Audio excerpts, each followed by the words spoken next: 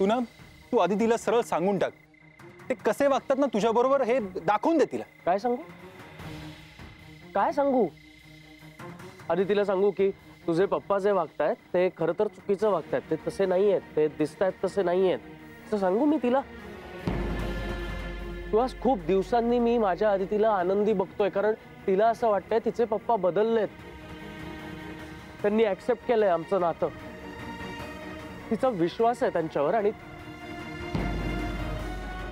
तिच्या विश्वासाला तडा नाही जाऊ द्यायचा आहे.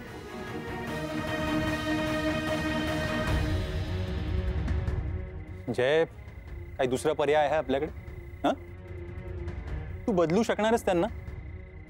ते स्वीकारणार तुला? नाही माहित, कठीण आहे.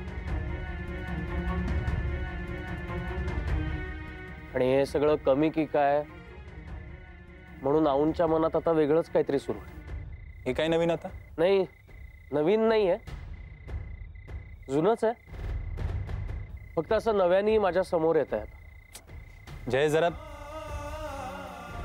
सामान्य माणसाला मला कळेल असं बोलशील का? हा,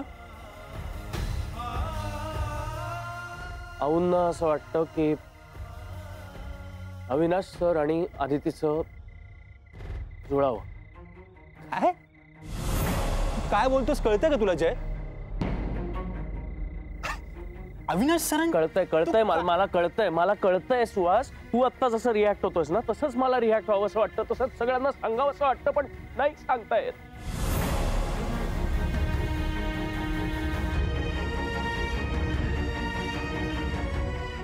आणि हे दाभोळकर सर ह्या सगळ्याला खतपाणी घालतात,